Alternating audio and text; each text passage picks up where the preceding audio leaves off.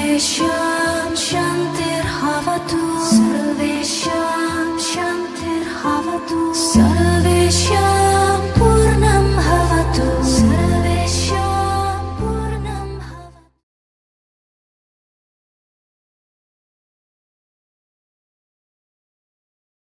Gini, kemelekatan itu tidak sama dengan punya sesuatu. Ya, Anda punya anak, bukan berarti Anda melekat pada anak.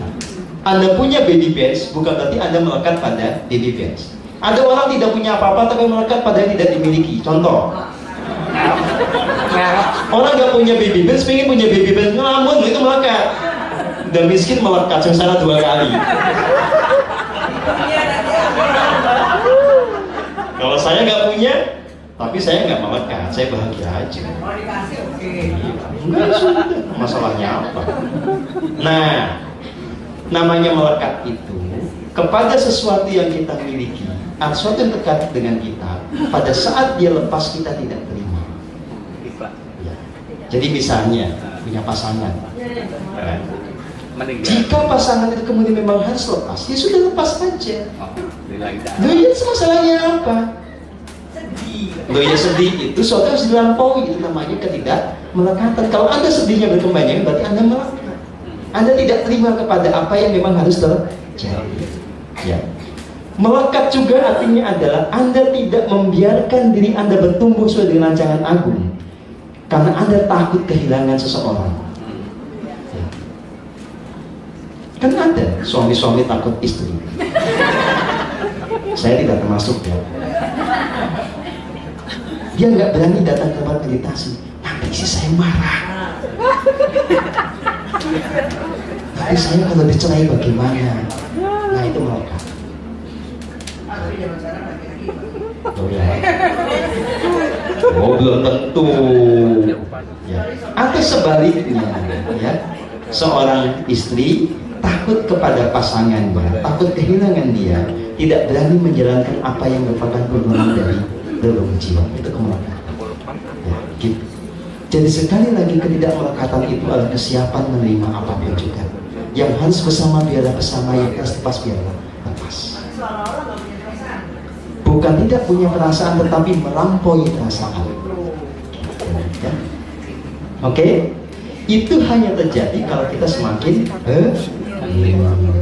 semakin tumbuh kasih murni, semakin terjadi. Silakan. Pada saat meditasi kan nafas kan teratur ya Guru. Iya. Itu kok pernah saya ada yang sesuatu yang tiba-tiba nafas saya di Itu kesambet. oh soalnya saya ngeliatnya itu datang begitu. Iya, itu kesambet namanya. Ya biasalah, gangguan kan bisa muncul kapan saja dan di mana saja, ya. Ngos-ngos Ya, biasa aja. Kalau nggak merasa gitu-gitu, nggak apa-apa. Ya nggak apa-apa, kan itu juga ada 2 faktor, ya. Ada yang memang dia sudah hening total, ada yang bakal. Bakal tuh ada apa juga nggak peka. Ya nggak apa-apa itu. Namanya juga jatahnya orang beda-beda. Oke? Ya. Ada pertanyaan lagi sebelum kita lanjutkan dengan meditasi terakhir di hari ini? Silakan. Silakan, halo. Ya. Halo. Silakan. Iya, tanya aja, bebas. Sorry, di tradisi Katolik kan ada kayak orang-orang kudus gitu ya, santo-santa. Ya, mereka punya pengalaman masing-masing lah. Mereka berjumpa dengan Tuhan. Ya, sorry, ini maksud saya pengen tahu realitasnya itu seperti apa sih? Gini, ya. Santo atau santa, secara faktualnya yang terjadi di kehidupan kita itu kan gelar yang diberikan oleh manusia. Pertanyaannya adalah seberapa akurat penggelaran itu? Apakah yang disebut santo itu betul-betul santo? Yang disebut santa ini benar-benar santa. Nah, saya pernah eksperimen.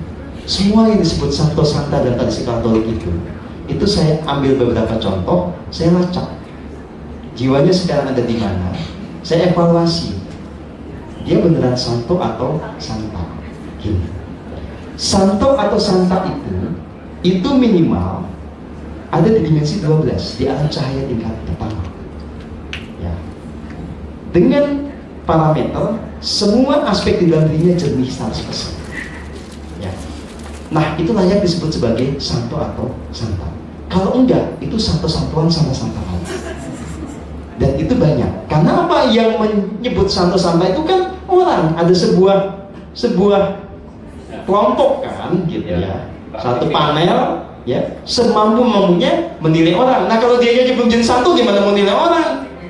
Nah, iya kan jadi prasangka. Yang bisa menilai akhirat itu ya orangnya itu santo duluan. Gitu. Oh ya enggak. Sama aja di dalam tradisi Islam, ya. Emang itu betul wali songo atau wali siapa itu betul-betul wali? Dalam pengertian dia jiwanya jernih, jiwanya alam cahaya? Enggak juga. Lihat aja sendiri. Ya, gitu mas. Satu contoh santo atau santa yang murni santo Franciscus Assisi. Ya, kalau itu dia. Padre Pio. Contoh satu aja.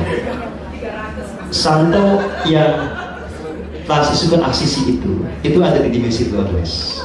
Ya. Bagaimana saya tahu? Karena itu langsung muncul di sini. Ya. Gitu. Dan kalau kita rasakan vibrasinya damai, kita just damai. Ya, makasih. Oh ya beda lagi kalau itu mah beneran. Ya, oke. Ada masih yang bertanya? Nah, begini. Santo Santa itu gelar. Avatar itu gelar. Buddha itu juga gelar. Jadi kalau Anda itu bertumbuh sampai kepada titik pencerahan tertinggi, maka sebetulnya Anda juga layak menerima gelar itu. Walaupun tidak usah disimpan di nama kita. Nama sih biasa aja, yang penting nyatanya begitu. Ya. Lucu lah misalnya Buddha Anastasia. Wah, ada dilempar sepatu sama yang punya sangga. Itu Buddha. Kalau lagi begini Buddha. Ini namanya the loving Buddha. Buddha ketawa. Kalau Anda nggak tahu, itu kalau Pak Wijaya lagi hening betul bisa ketawa nggak gila-gila. Ngakak. Sudah ada berapa kejadian mengalami begitu.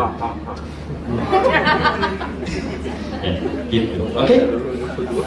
Baik, kita masuk ke sesi terakhir. Silahkan Mbak Yunika untuk kembali maju ke depan. Kali ini beliau akan memandu kita untuk meditasi atau mengiringi kita meditasi tepatnya dengan lagu Ave Maria. Tepuk tangan dulu ya.